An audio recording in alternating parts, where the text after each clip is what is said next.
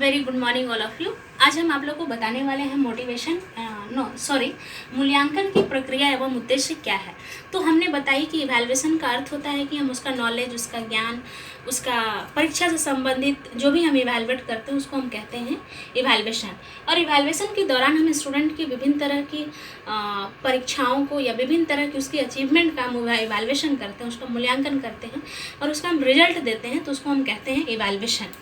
तो हमने यहाँ पर इवैल्यूएशन में बहुत सारे पॉइंट बताई है। पहला है एकीकृत मूल्यांकन, दूसरा है रचनात्मक प्रतिक्रिया के साथ साथ संरचनात्मक मूल्यांकन, नेक्स्ट है सामूहिक एवं स्वमूल्यांकन, नेक्स्ट है दक्ष होना और अधिगम के लिए अनेक अवसर, नेक्स्ट है छात्रों को अनेक सही उत्तर के लिए प्रोत्साहन करना, नेक्स्ट है समय की प्रतिक्रिया पर छात्र एवं शिक्षक की सहमति, नेक्स्ट है प्रमाणिक मूल्यांकनों का उपयोग, नेक्स्ट है शक्ति का संतुलन, बैलेंस ऑफ पावर, नेक्स्ट है छात्रों को अतिरिक्त सामग्री की खोज के लिए प्रोत्साहन करना, नेक्स्ट है छात्रों के अपने विचार व्यक्त करने के लिए प्रोत्साहित करना, नेक्स्ट है छात्र सीखने के अवसरों का लाभ उठाते हैं, नेक्स्ट है छात्र कार्य खुले यानी अपने विचारों को अभिव्यक्त कर सकते हैं।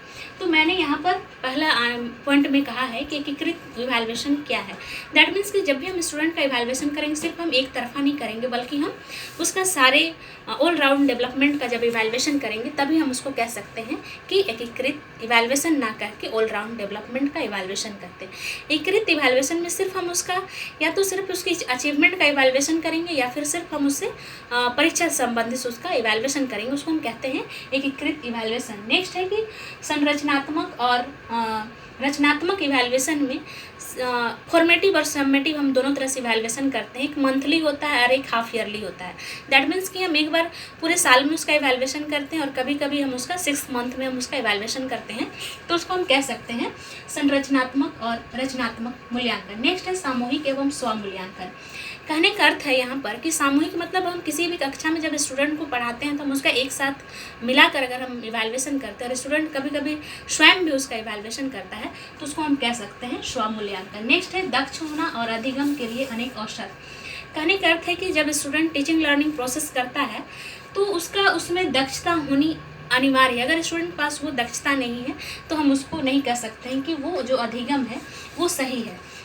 नेक्स्ट है छात्रों को अनेक सही उत्तर के लिए प्रोत्साहन करना, मतलब स्टूडेंट को अक्सर हमको उसका सही और गलत डिसीजन के लिए भी हम उसको प्रोत्साहित करते रहते हैं।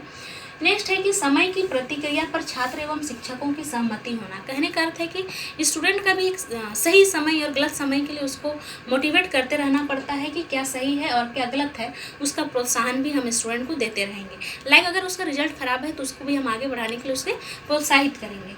नेक्स्ट है कि समय की प्रतिक्रिया पर छात्र एवं शिक्षक की सहमति होनी चाहिए, मतलब अगर स्टूडेंट का एग्ज़ाम का समय आ गया है तो टीचर को भी ये बताना होगा कि आपका एग्ज़ाम का समय आ रहा है, या फिर स्टूडेंट का भी उसमें पार्टिसिपेशन होना चाहिए, तभी हम उसको कह सकते हैं कि समय की प्रतिक्रिया पर छात्र और शिक्षक दोनों की सहमति। नेक्स्ट है प्रमाणिक मूल्यांकन का उपयोग होना चाहिए। जो भी हम उसका इवैल्यूएशन करेंगे वो प्रमाणिक होना चाहिए, बल्कि वो गलत नहीं होना चाहिए, और जो मूल्यांकन होगा वो ठोस और सही होना चाहिए। नेक्स्ट है कि शक्ति का संतुलन। कहने का अर्थ है यहाँ पर कि पहला पॉइंट में कहा गया छात्रों को अतिरिक्त सामग्री की खोज के लिए भी प्रोत्साहित करते हैं।